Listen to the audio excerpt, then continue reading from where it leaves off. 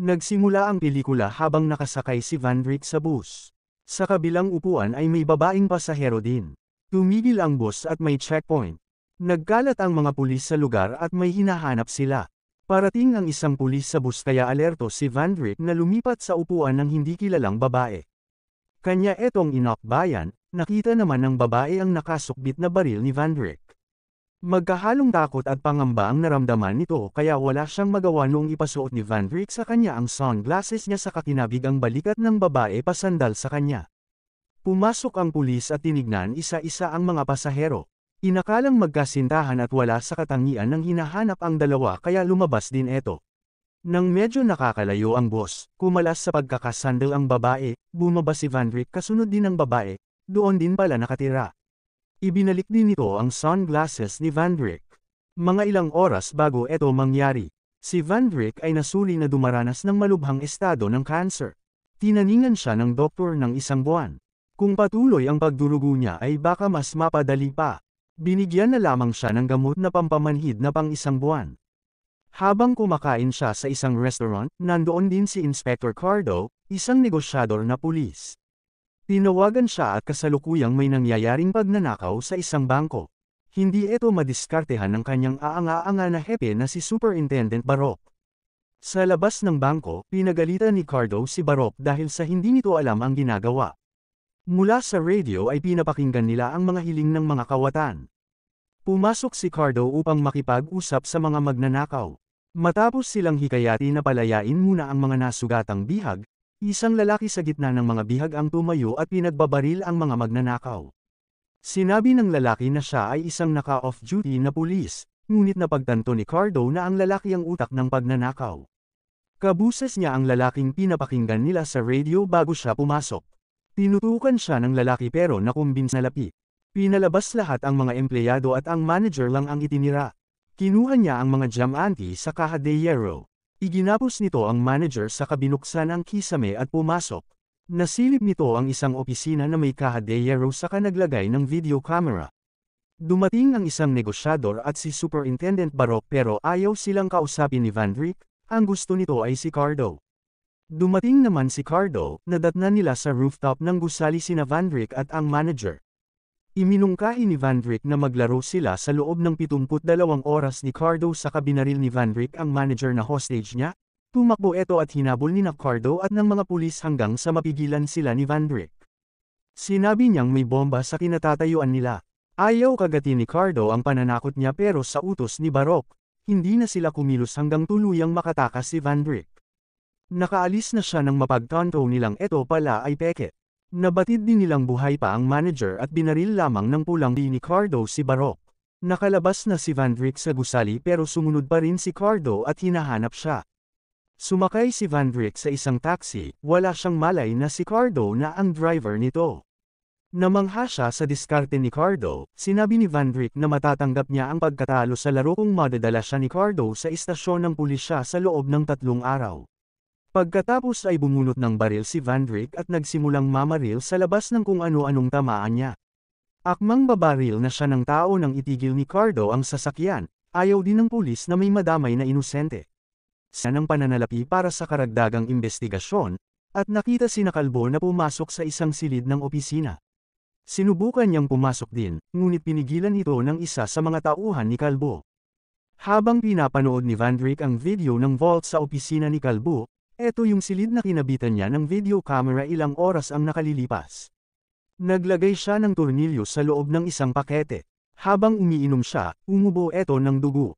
Hindi lubos maisip ni Cardo kung bakit yung kumpanya ng pananalapi at hindi ang mga tindahan ng mga alahas o mga antigo sa gusali at kung bakit siya ang pinili ni Van Rick para sa kanyang kalokohang laro. Pauwi na sana siya nang matanggap niya ang pakete ni Van Rick.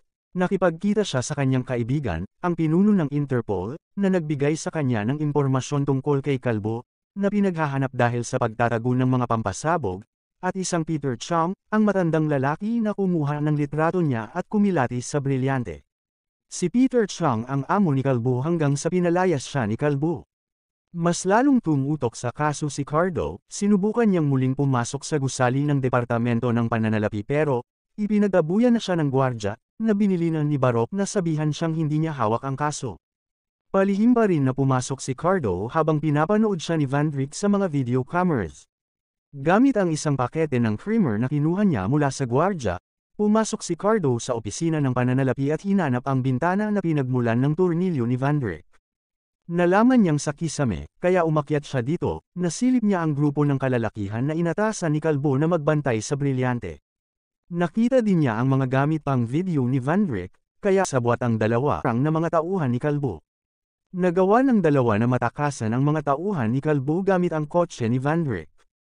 Si Van Rick ngayon ang driver at si Cardo naman ang may hawak ng baril. Sinabi nito na ederecho niya sa pulisya ang sasakyan at tiyak niyang panalo na siya sa laro. Inulit ni Van Rick kung madadala siya nito, sa kanya ibinangga ang kotse sa isang pader. Matapos ang banggaan, sinubukan ng dalawa ang lahat ng kanilang makakaya upang makuha ang brilyante dahil pareho silang nakakaramdam ng pagkahilo pagkatapos ng pagbangga. Nagunahan si Nakuha ni Cardo ang brilyante ngunit bumagsak siya, bumangon si Van Rick at siya ang nakakuha sabay alis sa lugar. Pagkatapos ma-check up si Cardo, dumating si Barok at humihingi ng pasensya. Sinabi niyang naiintindihan niya kung bakit iba ang mga kilos niya nitong mga araw. Sinabi niyang nakita nila ang gamot niya kung saan siya nawalan ng malay. Natanong niya sa doktor na ang gamot ay para sa mga malapit ng mamatay na may cancer. Dumating din ang kaibigang Interpol ni Cardo at sinabing ang tunay na Peter Chang ay 1 taon ng patay at si Van Rick ay kanyang anak.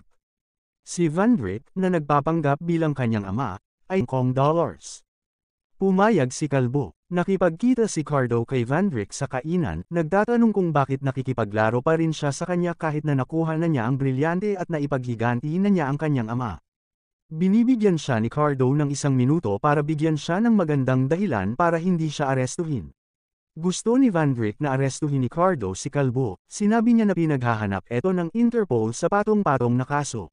Pagkatapos ay tinutuya ni Van Rick si Cardo, na sinasabing tinatalo niya siya sa kanilang munting laro. Hinayaan siya ni Cardo na umalis para matapos na nila sakay nito. Bigla namang umalangaw ang sirena ng mga pulis at tinatawagan ang bus na huminto. Umusod ang babae at nagpahiwatig na lumipat si Van Rick.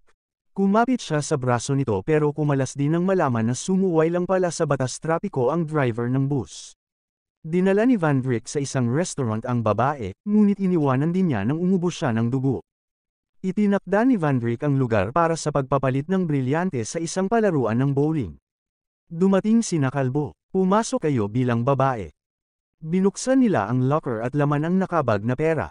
Samantala, sinesenya sa ni Cardo si Barok na gumalaw na pero hindi maintindihan ni Barok.